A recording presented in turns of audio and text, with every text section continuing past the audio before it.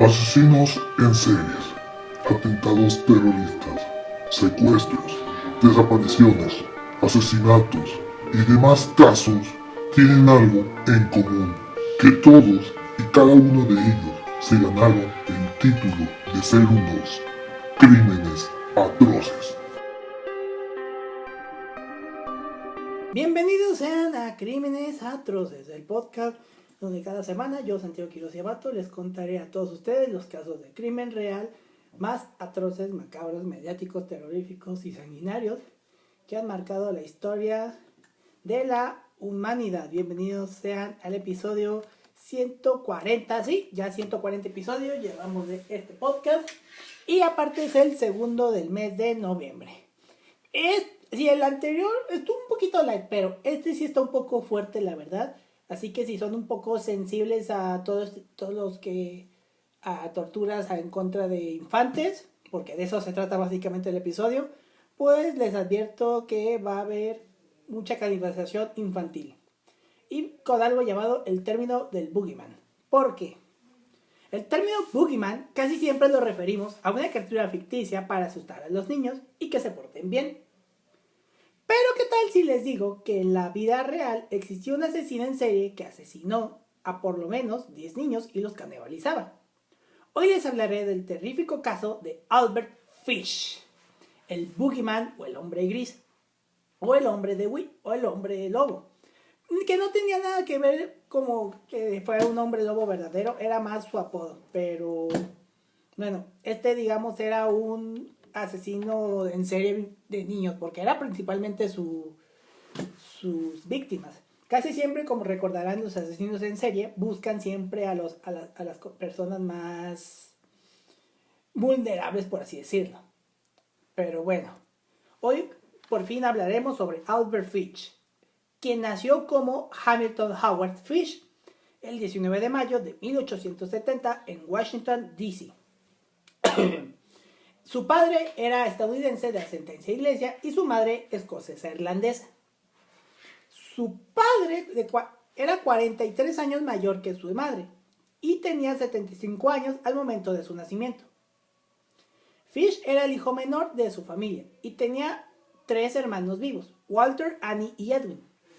Deseaba ser conocido como Albert, en honor a su hermano fallecido y evitar el apodo de ham and eggs o huevos con jamón que le pusieron en el orfanato donde pasó gran parte de su infancia. Otra vez, ahí llegaremos pronto porque terminó en un orfanato. La familia de Fish tenía antecedentes de enfermedades mentales. Su tío padecía manía, uno de sus hermanos estuvo internado en un hospital psiquiátrico estatal, un medio hermano paterno padecía esquizofrenia y a su hermana Annie se le diagnosticó con una afección mental.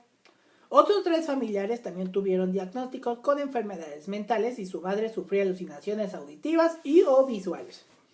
Aquí empezamos mal con ese historial de familia, ahí vemos que está todo mal. Pero bueno, el 16 de octubre de 1875, el padre de Fish, fabricante de fertilizantes y ex capitán de barco fluvial, sufrió un infarto mortal en una estación ferrocarril de Baltimore y Potomac.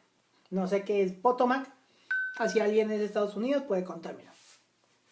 Su madre lo internó entonces en el orfanato St. John's de Washington, D.C., donde sufrió frecuentes maltratos físicos.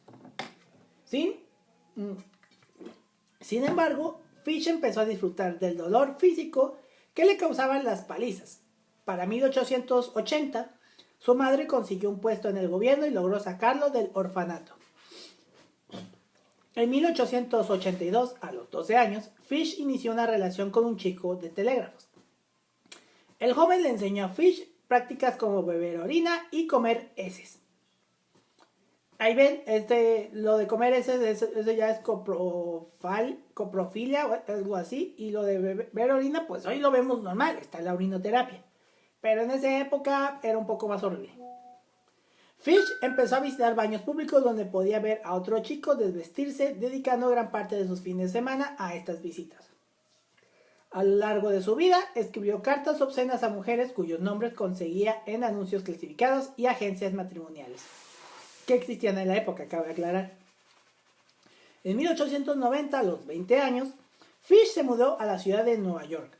Allí se dedicó a la prostitución masculina y comenzó a abusar y violar a niños, en su mayoría menores de 6 años. En 1898, su madre concertó su matrimonio con Anna Marie Hoffman, 9 años menor que él. Tuvieron 6 hijos, Albert, Anna, Gertrude, Eugene, John y Henry Fish. En 1903, Fish fue arrestado por hurto mayor, condenado y encarcelado en la prisión de Sing Sing. Más adelante veremos que la prisión de Sing Sing es donde pasó sus últimos años.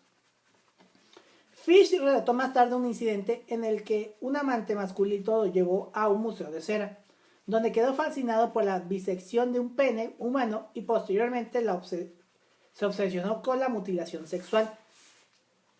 Varios años después, alrededor de 1910, Fish trabajaba en Wilmington, Delaware, cuando conoció a un hombre de 16 años llamado Thomas Beden. Llevó a Beden a su alojamiento y ambos comenzaron una relación sadomasoquista. No está claro si el sadomasoquismo fue consensuado por parte de Beden, pero la confesión posterior de Fish insinuó que Beden tenía una discapacidad intelectual. Después de 10 días, Fish llevó a Beden a una vieja granja donde lo torturó durante 2 semanas. Fish finalmente ató a Beden y le cortó a la mitad del pene.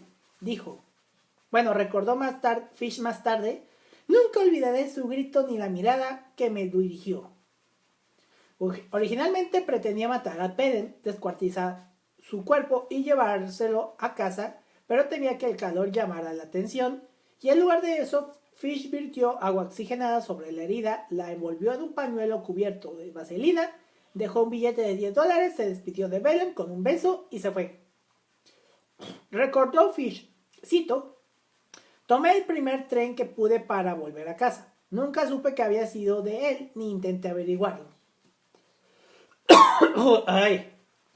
En enero de 1917, la esposa de Fish lo dejó por John Straubing, un manitas que se alojaba con la familia Fish. Manitas era esto de que, pues hago lo que sea por trabajo. O sea, esto de que hacen trabajos menores. Posteriormente, Fish se vio obligado a criar a sus hijos como padre soltero, algo muy raro en la época. Después de su arresto, Fish declaró a un periódico que cuando su esposa lo dejó, se apoderó de casi todas las pertenencias de la familia. Fish comenzó a tener alucinaciones auditivas. Una vez se envolvió en una alfombra diciendo que estaba siguiendo las instrucciones de Juan el Apóstol. Fue por esta época que Fish comenzó a autolesionarse clavándose agujas en la ingle y el abdomen. Después de su arresto, las radiografías revelaron que Fish tenía al menos 29 agujas alojadas en la región pélvica. Casi que por el niés. También se golpeó repentinamente con una paleta con clavos, se insertó lana empapada en líquido para encendedores en el ano y le prendió fuego. Aunque nunca se pensó que Fish hubiera atacado o abusado físicamente de sus hijos, sí los alentó a ello y a sus amigos a golpearse las nalgas con la misma paleta con clavos que usaba para abusar de sí mismo. Alrededor de 1919, Fish apuñaló a un niño con discapacidad intelectual en Georgetown. A menudo elegía personas con discapacidad mental o afroamericanas como sus víctimas. No sé por qué razón, pero pues lo hacía. Como sus víctimas, explicando más tarde que asumía que no serían extraños cuando fueran asesinados. Fish luego afirmaría haber pagado ocasionalmente a niños para que le consiguieran otros niños. Como tipo Dean Core, más o menos. Fish torturó, mutiló y asesinó a niños pequeños con sus implementos del infierno. Un cuchillo de carnicero y una pequeña sierra de mano. No sé por qué se repite 2 veces un cuchillo de carnicero y una pequeña sierra de mano. De esas súper chiquitas que pues ya saben cuáles son esas sierras de mano. Esas sierras de mano que son súper mortales. Perdón, aquí estoy, digamos, apagado. Bueno, el 11 de julio de 1924, Fish encontró a Beatrice Kill, de 8 años, jugando sola en la granja de sus padres en State Island, Nueva York. Le ofreció dinero para que fuera a ayudarlo a buscar ruibarbo. No sé qué es ruibarbo. Estaba a punto de irse de la granja cuando su madre ahuyentó a Fish. Fish se fue, pero regresó más tarde al granero de los Kill, donde intentó dormir. Pero fue descubierto por el padre de Beatriz y obligado a irse. En 1924, Fish, de 54 años, sufría de psicosis, sintió que Dios le ordenaba torturar y mutilar sexualmente a niños. Cosa que pues no era cierto. Poco antes de secuestrar a Grace Booth, Fish intentó probar sus instrumentos del infierno con Cyril Quinn, un niño de 10 años al que había estado abusando sexualmente. Quinn y su amigo jugaban boxball en una acera cuando Fish le preguntó si había almorzado. Cuando respondieron que no, los invitó a su apartamento a comer sándwiches. Mientras los dos chicos forcejaban en la cama de Fish, desencajaron el colchón, debajo había un cuchillo, una pequeña sierra de mano y un cuchillo de carnicero. Se asustaron y salieron corriendo del apartamento. A pesar de estar ya casados, Fish se casó con Stella Wilcox el 6 de febrero de 1930 en Waterloo, Nueva York. Se divorciaron después de solo una semana. Fish fue arrestado en mayo de 1930 por enviar una carta obscena a una mujer que respondió a un anuncio de empleada doméstica. Después de ese arresto y otro en 1931, fue enviado al hospital Bellevue para observación. Alrededor de 1919, Fish apuñaló... esto ya lo leí, no sé por qué se repitió. Caray. Creo que esto ya se repitió. Cabrón.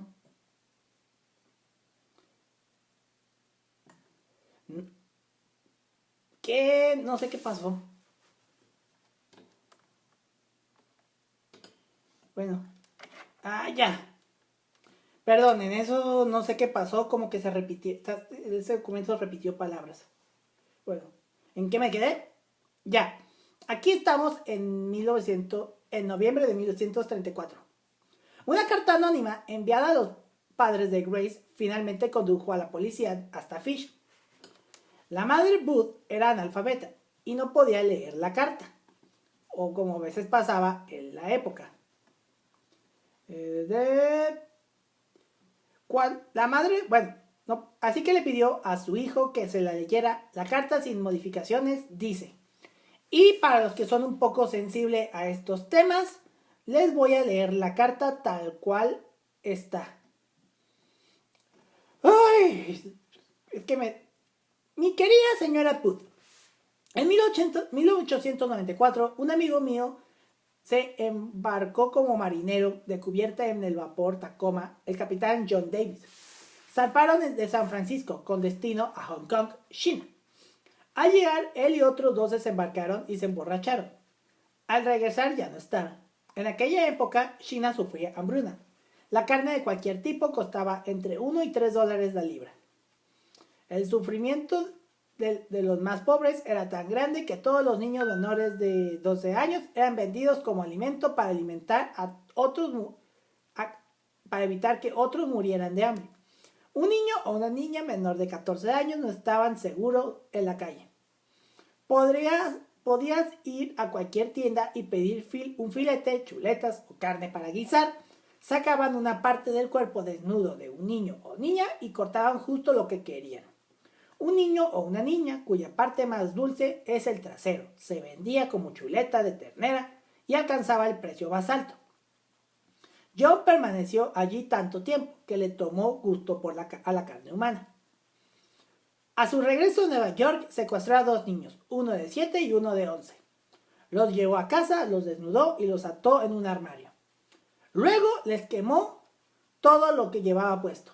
Varias veces, día y noche, los azotaba, los torturaba, para que su carne estuviera tierna y jugosa. Primero mató al niño de 11 años, porque tenía el trasero más gordo. Y por supuesto la mayor cantidad de carne. Cocinaron todo su cuerpo, se lo comieron, excepto la cabeza, huesos y tripas. Lo asaron en el horno, todo el trasero. Lo hirvieron, lo asaron y lo freyeron y lo guisaron. El niño pequeño fue el siguiente y pasó lo mismo. En ese entonces yo vivía en el 409 y 100 Street, cerca del lado derecho. Me decía tantas veces lo buena que era la carne humana que me decidí probarla. El domingo 3 de junio de 1928 visité el 406 de la calle 15 Oeste. Te traje queso fundido con fresa. Almorzamos. Grace se sentó en mi regazo. Me besó. Decidí comérmela. Con el pretexto de llevarla a una fiesta, dijiste que sí podía ir. La llevé a una casa vacía en Westchester que ella había elegido. Al llegar le dije que se quedara afuera. Recogió flores silvestres, subí y me quité la ropa. Se ve que si no lo hacía, la mancharía con su sangre. Primero la desnudé, como pateaba y mordía y arañaba. La estrangulé hasta la muerte. Y luego la corté en pedacitos para llevarme la carne a mis habitaciones, cocinarla y comerla. Qué dulce y tierno estaba su culito asado en el horno. Tardé 9 días en comerme todo el cuerpo. No me la follé, aunque podría haberlo hecho si hubiera querido. Murió virgen. Aquí que la carta me dio un putero de asco cuando las tuve que leer y ahorita me dio otro putero de asco. ¡Guácala! Volviendo a la investigación, la policía investigó la carta y aunque no se pudo verificar la historia sobre el capitán Davis y la hambruna en Hong Kong, se determinó que la parte de la carta relativa al asesinato de Grace era precisa en su descripción del secuestro y los eventos posteriores, aunque fue imposible confirmar si Fisher realmente había comido partes del cuerpo de Grace. No se sabía. La carta fue entregada en un sobre con un pequeño emblema hexagonal con las letras NIPCBA, que representaba a la Asociación Benéfica de Choferes Privados de Nueva York. Un conserje de la empresa declaró a la oficina que se había llevado parte del material de oficina a casa, pero que lo había dejado en su casa de huéspedes, ubicada en el número 200 de la calle 52 Este al mudarse. La casera de la casa de huéspedes afirmó que Fish había dejado la habitación unos días antes. Añadió que su hijo le había enviado dinero y que le había pedido que la guardara que le guardara el siguiente cheque. El detective William King, investigador jefe del caso, esperó afuera de la habitación hasta que Fish regresó. Aceptó ir a la comisaría para ser interrogado y entonces blandió una cuchilla de afeitar. King desarmó a Fish y lo llevó a la comisaría. Fish no intentó negar el asesinato de Grace Budd, afirmando que pretendía ir a la casa a matar a su hermano Edward. Fish afirmó que nunca se le pasó por la cabeza violar a la niña, pero posteriormente le afirmó a su abogado que mientras se arrodillaba sobre el pecho de Grace y la estrangulaba, tuvo 2 eyaculaciones involuntarias. Esta información se utilizó en el juicio para afirmar que el secuestro tuvo motivos sexuales, evitando así cualquier mención del canibalismo. Después del arresto se descubrieron otros delitos de Fish. Estos fueron los siguientes. Durante la noche del 14 de julio de 1924, Francis McDonnell, de 9 años, fue reportado como desaparecido después de no regresar a casa después de jugar a la pelota con sus amigos en Port Richmond, Staten Island. Se organizó una búsqueda y su cuerpo no fue encontrado, colgado de un árbol en una zona boscosa cerca de su casa. Había sido agredido sexualmente y luego estrangulado con sus tirantes. Según una autopsia, McDonnell también había sufrido extensas laceraciones en las piernas y el abdomen. Su tendón de la corva izquierdo había sido despojado casi por completo de su carne. Fish se negó a asumir la responsabilidad por esto, aunque más tarde declaró que se tenía la intención de castrar al niño, pero huyó cuando escuchó que alguien se acercaba al área. Los amigos de McDonald dijeron a la policía que se lo llevó un hombre mayor con bigote gris. Un vecino también dijo a la policía que vio a un niño con un hombre de aspecto similar caminando por un sendero herboso hacia el bosque cercano. La madre de Francis, Anna McDonald, afirmó haber visto al mismo hombre ese día y declaró a la prensa: venía arrastrando los pies en la calle murmurando para sí mismo y haciendo gestos extraños con las manos. Vi su espeso cabello gris y su bigote gris caído. Todo en él parecía descolorido y gris. Esta descripción dio lugar a que el misterioso desconocido fuera conocido como el hombre gris. El asesinato de McDonald permaneció sin resolver hasta el asesinato de Booth, cuando varios testigos presenciales, entre ellos el granjero de State Island, Hans Kidd, identificaron a Fish como el extraño desconocido visto por Port Richmond el día de la desaparición de McDonald. El fiscal del distrito del condado de Richmond, Thomas Walsh, afirmó su intención de presentar cargos contra Fish por el asesinato del niño. Al principio, Fish negó los cargos. No fue hasta marzo de 1935, tras la conclusión de su juicio por el asesinato de Bud y su confesión del asesinato de Billy Gaffen, que confirmó las investigaciones que también había violado y asesinado a McDonald. Cuando se hizo pública la confesión de McDonald, el New York Daily Mirror escribió que la revelación consolidó la reputación de Fish como el asesino de menores más despiadado de la historia criminal. Luego, el 11 de febrero de 1927, Bill Beaton, de 3 años, y su hermano de 12 años jugaban en el pasillo de un apartamento en Brooklyn con William Gaffen, de 4 años, o Billy. Cuando el niño de 12 años se fue a su apartamento, los dos menores desaparecieron. Beaton fue encontrado más tarde en el tejado de los apartamentos. Cuando se le preguntó qué pasó con Gaffen, Beaton dijo que el hombre del saco se lo llevó. El cuerpo de Gaffen nunca fue recuperado. Inicialmente, el asesino en serie, Pete Kudziwowski, fue sospechoso del asesinato de Gaffen. Joseph Meehan, un conductor de tranvía de Brooklyn, vio una foto de... luego Joseph Meehan, un conductor de tranvía de Brooklyn, vio una foto de Fish en un periódico y lo identificó como el anciano que vio el 11 de febrero de 1927. El hombre había estado tratando de calmar a un niño pequeño sentado con él en el tranvía. El niño no llevaba chaqueta, lloraba por su madre y fue arrastrado por el hombre dentro y fuera del tranvía. La descripción que hizo Beaton del hombre del saco coincidió con la de Fish. La policía comparó la descripción del niño con la de Gaffen. Los detectives de la Oficina de Personas Desaparecidas de Manhattan lograron establecer que Fish trabajaba como pintor de casas para una inmobiliaria en Brooklyn durante febrero de 1927 y que el día de la desaparición de Gaffen trabajaba en un lugar a pocos kilómetros del secuestro del niño. La madre de Gaffney, Elizabeth Gaffney, visitó a Fish en Sing Sing, acompañada del detective King. Quería preguntarle sobre la muerte de su hijo, pero Fish se negó a hablar con ella. Sin embargo, Fish afirmó lo siguiente en una carta a su abogado. Dijo: lo llevé a los vertederos de Rick Abe. Hay una casa que está sola, no lejos de donde lo llevé. Llevé al chico G allí. Lo desnudé, lo até de manos y los pies y lo amordacé con un trozo de trapo sucio que recogí del vertedero. Luego quemé su ropa, tiré sus zapatos en el vertedero. Luego caminé de regreso y tomé el tranvía hasta la calle 59 a las 2 a.m. Caminé a casa desde allí. Al día siguiente, alrededor de las 2 p.m., tomé herramientas, un buen gato de 9 colas pesado, hecho en casa, mango corto. Corté uno de los cinturones por la mitad. Corté estas mitades en 6 tiras de mi cinturón de aproximadamente 8 pulgadas de largo. Le azoté el trasero desnudo hasta que la sangre corrió por sus piernas. Le corté las orejas, la nariz, le corté la boca, de oreja a oreja.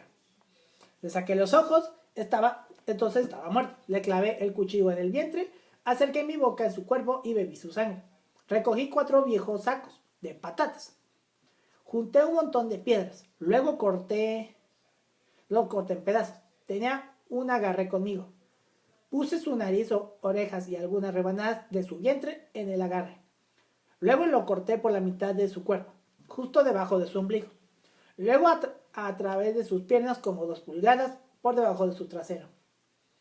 Puse esto en mi agarre con un montón de papel. Corté la cabeza, los pies, los brazos, las manos y las piernas por debajo de la rodilla. Esto lo puse en los sacos lastrados con piedras. Até los extremos y los tiré a los charcos de agua viscosa que verás a lo largo del camino que va a North Beach. El agua tiene de 4 a 3 pies de profundidad. Se hundieron al instante. Volví a casa con mi carne. Tenía la parte delantera de su cuerpo que más me gustaba. Su mono y pipís y un lindo trasero grasiento para asar en el horno y comer. Hice un guiso con sus orejas. Nariz, trozos de su cara y vientre. Puse cebollas, zanahorias, nabos, apio, sal y pimienta. Estaba bueno. Luego le abrí las mejillas del trajero, le quité el mono y los pipís. Y los lavé primero. Le puse tiras de tocino en cada mejilla y las metí al horno. Después cogí 4 cebollas y cuando la carne llevaba asada aproximadamente un cuarto de hora, le eché aproximadamente medio litro de agua para la salsa y le eché las cebollas. Al intervalos frecuentes le rociaba el trasero con una cuchara de madera para que la carne quedara jugosa y sabrosa. Unas 2 horas estaba dorada y bien cocida. Nunca comí un pavo asado que supiera ni a la mitad de rico de su dulce y regordete trasero. Me comí toda la carne en unos 4 días. Su monito estaba dulzón, pero sus pipís no podía masticarlos. Los tiré al inodoro. ¡Ay! ¡Qué horror! Bueno, aunque Fish negó su implicación en otros asesinatos, fue sospechoso de otros varios. Dieta Abramowicz, de 12 años, fue estrangulada y golpeada en el tejado de un edificio de 5 pisos, 5 plantas en el número 1013 de la calle Simpson, en el Bronx, el 14 de mayo de 1927. Murió en un hospital poco después de ser encontrada. Un hombre no identificado, cuya descripción física coincidía con la de Fish, fue visto intentando atraer a varios jóvenes en la zona pasillos y callejones oscuros el día de la muerte de Abramowicz. El cuerpo mutilado de Mary Evelyn O'Connor, de 16 años, fue encontrada en el bosque cerca de una casa que Fish había estado pintando en Far Rockaway, Queens, el 15 de febrero de 1932. La policía afirmó haber agredido sexualmente. Fish afirmó haber agredido sexualmente al menos 100 niños, la mayoría afroamericanos o con discapacidades del desarrollo. Afirmó haberlos elegido porque creía que la policía no investigaría a fondo los ataques contra ellos.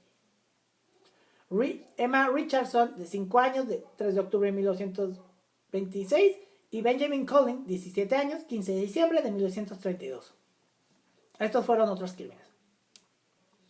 El juicio de Fish por el asesinato de Grace Booth comenzó el 11 de marzo de 1935 en White Plains, Nueva York.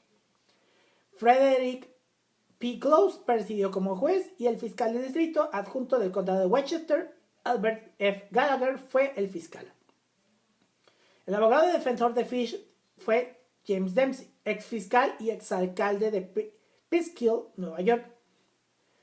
El juicio duró 10 días. Fish alegó locura y afirmó haber escuchado voces de Dios que le decían que matara a niños. Varios psiquiatras testificaron sobre los fetiches sexuales de Fish, que incluían sadismo y masoquismo, flagelación, exhibicionismo, voyerismo, piquerismo, canibalismo, corpofagia, urofilia, hematolangia, pedofilia, necrofilia e influblación. ¡Ay! No sabía que existían esos términos. Dempsey en su resumen señaló que Fish era un fenómeno psiquiátrico y que en ningún lugar de los registros legales o médicos había otro individuo que poseyera tantas anormalidades sexuales. El principal perito de la defensa fue Frederick Wetman, psiquiatra especializado en desarrollo infantil que realizó examen psiquiátrico para los tribunales penales de Nueva York. Durante 2 días de testimonio, Whitman explicó la obsesión de Fish con la religión y específicamente su interés por la historia bíblica de Abraham e Isaac. Génesis 20:1-24. Whitman afirmó que Fish creía que sacrificar a un niño de manera similar sería una penitencia por sus propios pecados y que incluso si el acto en sí mismo fuera malo, los ángeles lo impedirían si Dios no lo aprobaba. Fish intentó el sacrificio una vez antes, pero fue frustrado cuando pasó un coche. Edward Wood era la siguiente víctima prevista, pero resultó ser más grande de lo esperado. Por lo que se decidió por Grace. Aunque sabía que Grace era mujer, se cree que Fish la percibió como un niño. Whitman luego detalló el canibalismo de Fish en que su mente asociaba como la comunión.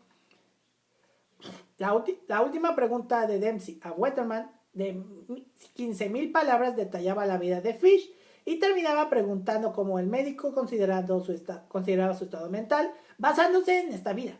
Whitman simplemente respondió, cito, está loco. Eso es todo lo que dijo. Gallagher interrogó a Whitman sobre si Fish conocía la diferencia entre el bien y el mal.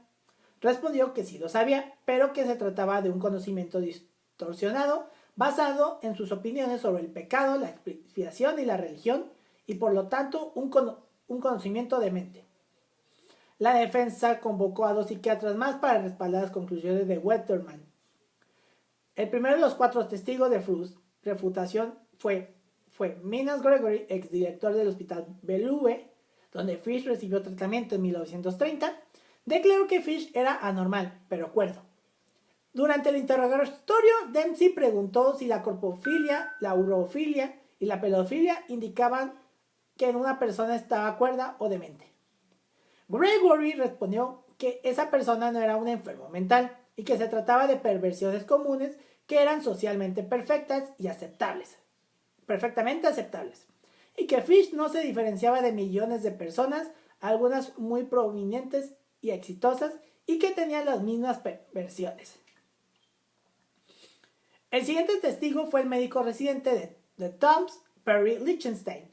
Dempsey se opuso a que un médico sin formación en psiquiatría testificara sobre la cuestión de la cordura, pero la jueza Close revocó la decisión, argumentando que el jurado podía decidir qué peso otorgar a un médico de la prisión. Cuando le preguntaron si el hecho de que Fish le causara dolor indicaba una condición mental, Lichtenstein respondió, cito, eso no es masoquismo, ya que solo estaba castigando por obtener gratificación sexual. El siguiente testigo, Charles Lambert, declaró que la corpofilia era una práctica común y que el canibalismo religioso podía ser psiquiátrico, pero era una cuestión de gustos y no evidencia de psicosis. El último testigo, James Vavasour, repitió la opinión de Lambert. Otra testigo de la defensa fue Mary Nicholas, la hijastra de 17 años de Fish. Describió a Fish cómo Fish le enseñó a ella y a sus hermanos varios juegos sin tintes masoquistas y abuso de menores. Ninguno de los jurados dudó que Fish estuviera loco, pero en última instancia, como explicó más tarde, sintieron que debía ser ejecutado de todos modos. Lo encontraron cuerdo y culpable y el juez lo condenó al acusado a muerte por electrocución. Fish llegó a prisión en mayo de 1935 y fue ejecutado el 16 de enero de 1936 en la silla eléctrica en Sing Sing. Entró en la cámara a las 11:06 y fue declarado muerto 3 minutos después. Fue enterrado en el cementerio de la prisión de Sing Sing.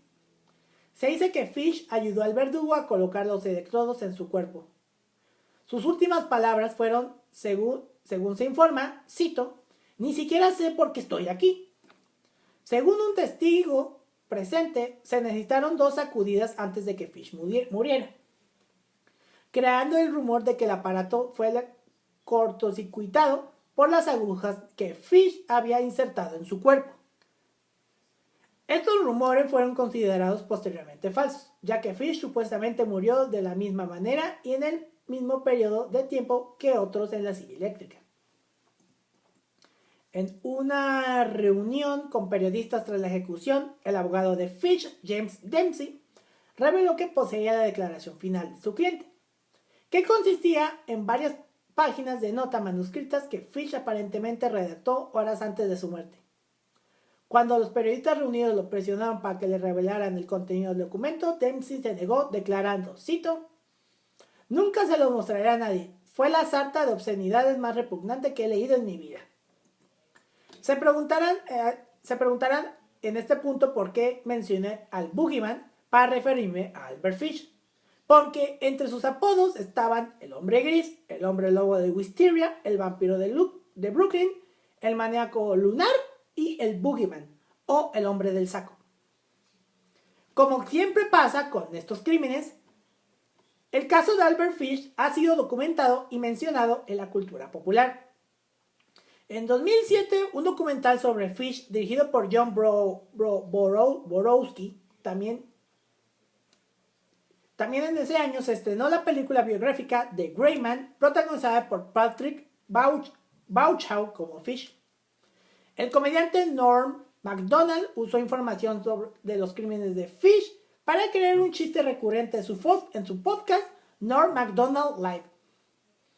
El chiste incluía describir los elementos horribles de los crímenes antes de lanzar el remate intencionalmente anticlimático, como, decía, cito, «Este tipo era un completo imbécil». La banda estadounidense de metal extremo Macabre grabó varias canciones sobre Fish, que aparecen en sus álbumes y EP Grim Reality, Glam, Sinister Slaughter, Behind the Wall of Sleep y Carnival Killer. Kenneth Robert Wilson, baterista y fundador junto a Marilyn Manson de la banda Marilyn Manson and the Spooky Kids, creó su nombre artístico Ginger Fish, combinando los nombres Ginger Rogers y Albert Fish, ya que al igual que Marilyn Manson, la banda consistía de que combinar tu nombre con una sex symbol y un asesino en serie. Y Marilyn Manson, pues obviamente fue el primero, ya que combina el nombre de Marilyn Monroe y Charles Manson. Y como no se puede saber, la 10ª canción del segundo álbum Goblin de Tyler, the Creator, se titula Fish, en alusión al asesino en serie. Y este fue el terrible caso de Albert Fish, el Boogeyman real. Y perdonen por tantas interrupciones, al parecer hubo un problema con el documento y se repetían palabras. Eso tendré que verlo con esto del Google. Pero bueno, la verdad, varias cosas de este caso me impactaban. Y eso que me impactó por muchas cosas. Pero sobre todo la carta que le envía a una madre que igual el hijo la tuvo que leer porque se trataba de su hermanita. Y la verdad es lo más asqueroso que he visto en mi vida. Leído en mi vida. Pero bueno. Dadme sus opiniones. ¿Han oído alguna vez de este caso? ¿Alguna o no? Pues lo sabremos más adelante. Por lo tanto, los invito a que nos escuchen la siguiente semana. Porque vamos a estar a caso de un caso de injusticia por simplemente ser diferente. ¿Quieren saber de qué voy a hablar? Escúchenos la siguiente semana. No sin antes recordarles que nos pueden seguir en redes sociales como en Twitter como @Crímenes Atroces y en Instagram como @Crímenes Atroces Podcast. A mí me pueden encontrar en Twitter como @SantiQS99 y en Instagram como @SantiQS99. Con esto me despido, nos vemos y nos escuchamos la próxima semana. Hasta la próxima, muchas gracias. Asesinos en series, atentados terroristas, secuestros, desapariciones, asesinatos y demás casos tienen algo en común, que todos y cada uno de ellos se ganaron el título de ser unos crímenes atroces.